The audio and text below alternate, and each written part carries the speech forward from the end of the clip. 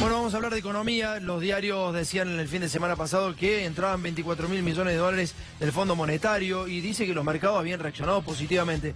¿Qué será esto de que los mercados reaccionan positivamente? ¿Qué mensaje le damos a la gente? ¿Cómo le llega a la gente esa guita que viene del Fondo Monetario? Hoy supuestamente entraron más de 5.000 millones de dólares. Mariano, ¿cómo estamos? ¿Bien? Muy bien, muy bien. Contame un poco cómo está el tema de pobreza.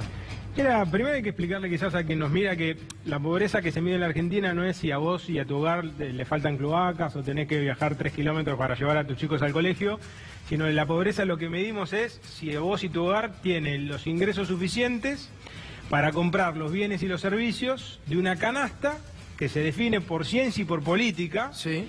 Que si vos estás por encima de eso no sos pobre, si estás por debajo sos pobre. Claro. ¿Por qué digo ciencia y política? Porque un adulto como vos o como yo necesita por día del orden de 2.700, 2.800 calorías. Eso es ciencia, ¿no? Porque no es lo mismo que las comas con arroz, con fideos, con proteínas. Dentro de eso puede ser carne de vaca, de cerdo. Dentro de la vaca puede ser falda o lomo. Ahí hay ciencia. Pero claro. Hay política, ¿por qué? Porque cuando vos metés otros bienes y servicios que definen que seas o no pobre, eso depende de país en país. Para que lo vea claro el televidente, si nosotros midiéramos la pobreza como lo mide Estados Unidos, tendríamos más de 60% de pobres. ¿Por qué? ¿Sí? Porque ellos tienen una vara más alta. Con el mismo parámetro de Estados Unidos nosotros tendríamos el 60% de pobres. ¿Esto por qué lo digo? Porque cuando uno compara pobreza, tanto en el mismo país para atrás o con otros países, tiene que tener muy claro que esté usando la misma vara de medida. ¿Y acá se viene utilizando la misma vara desde hace mucho tiempo? No, bueno, justamente una de las cosas que hizo quizás bien en un punto este gobierno es cuando ascendió, o sea, cuando asumió Macri, levantó la vara, por eso mucha gente que no era pobre pasó a hacerlo, Bien.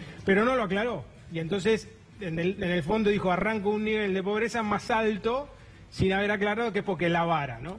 Bien. Ahora, algo que es clave ver para poder explicar Vamos esto primero con la primera placa, que es asignación universal, ¿puede ser? ¿Por qué? Porque cuando dice el que estaba mirando y dice, bueno, Mariano, pero ¿qué es lo que a mí me define que me ayuda o no a ser pobre? Y bueno, si a vos te va mejor en tus ingresos, por ejemplo, la que cobrás por asignación universal por hijos, lo que cobrás por salario, si tenés más empleo, todo eso te ayuda a salir de la pobreza. Si te va mal en ese terreno, empeora. Fíjate ahí, asignación universal por hijo. En el primer semestre tenemos una caída de casi 2 puntos con respecto al mismo periodo del año anterior. Ahora, cuando mirás este trimestre, el tercer trimestre del año que tenemos datos, hay una caída de más del 8%. Eso del poder adquisitivo con la asignación universal. Con la digamos. asignación. Entonces, Bien. ¿qué elegimos? Acá Ana Garris, una investigadora muy interesante, economista de la Argentina, nos ayudó a decir, bueno, a ver, tomemos qué pasaba en el primer semestre, qué está pasando ahora en variables que inciden en que el que está del otro lado sea o no pobre. Asignación universal, salario, mínimo vital y móvil, salario real, es decir, el poder adquisitivo del salario, el empleo. Cuando uno mira todas esas variables, si me decís vos, Tomás, Mariano, ¿qué va a pasar con la pobreza? ¿Va a empeorar o va a mejorar? Y empeorar, porque todas estas variables van para atrás. Entonces, esto es importante decirlo porque a la pobreza, para mejorarla, hay que crecer, dar más empleo, pagar mejor y al mismo tiempo distribuir mejor, ¿no? Y todo eso en Argentina, lamentablemente, está retrocediendo. Por esa razón, cualquier analista del mercado de trabajo y especialista en pobreza te dice lo más probable es que la pobreza aumente en lo que viene, ¿no? ¿Vamos con la jubilación? Vamos con la jubilación, dale. Vamos a ver qué está pasando con la jubilación. Bueno, jubilación mínima también, fíjense ustedes. Primer ¿no? semestre. O sea, hay una aceleración de la caída. Esto sería para contárselo técnicamente. Peor que la asignación universal, digamos. Tenemos caídas en esos casos por encima del 8, y si miramos salario mínimo vital y móvil, arriba del 14. Y si miramos el salario promedio, es decir, no el del que cobra el mínimo vital, sino el promedio de los asalariados, también tenemos caídas muy grandes, de cercanas al 10% promedio de este tercer trimestre de 2018. Es decir, si alguien me pregunta, Mariano, ¿cómo vino históricamente? Después de la crisis de la convertibilidad, la pobreza bajó mucho, desde el 2002-2003 hasta el 2013.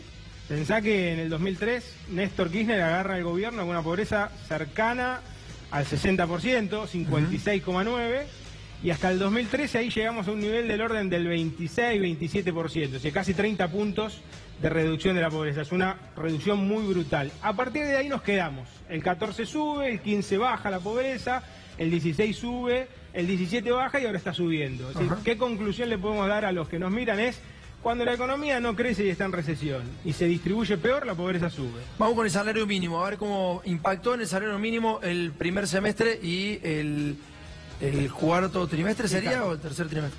O sea, en este tercer trimestre de 2018, que insisto, tenemos datos, por supuesto estamos transitando ya el cuarto, tenemos una aceleración de la caída de vuelta, ¿no? Casi 15%. Si todas estas cosas son variables, ¿por qué las elegimos, Tomás?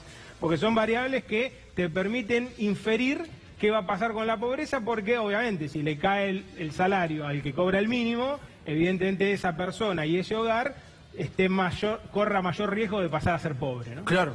Pero realmente la situación estamos viendo, ¿no? Lo estamos viendo claramente. Cómo impacta en el salario mínimo es verdaderamente tremendo, digamos. Bueno, ¿no? por eso yo vengo insistiendo en que a mí me llama la atención no solo que hay un ajuste muy grande en la economía, sino que a diferencia de lo que dice el manual, el ajuste además es un ajuste muy regresivo. Claro. Es decir, que penaliza más a los que menos tienen. ¿El salario mínimo hoy de cuánto es?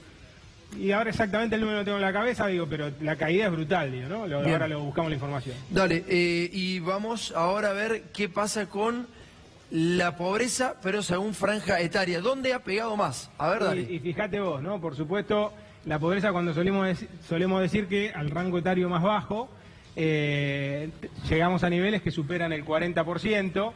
Y fíjate que vos, a partir de 15 años hasta, me faltan los anteojos... Es tremendo con los chicos, de 0 a 14 años el 41,4%. Es pobre. Es decir, a esto lo que te marca es que la pobreza es un fenómeno económico y social muy interesante, muy importante, porque también te marca si vos estás creciendo o no, además el aspecto cualitativo de eso. No solo estamos teniendo una recesión, que es un aspecto cuantitativo, sí, sino que además cuando decimos que es regresiva, es que cualitativamente encima empeoramos el modo en que se distribuye ese ajuste y esa recesión en la sociedad. Mariano, muchas gracias. Me voy con Gabriel ahora.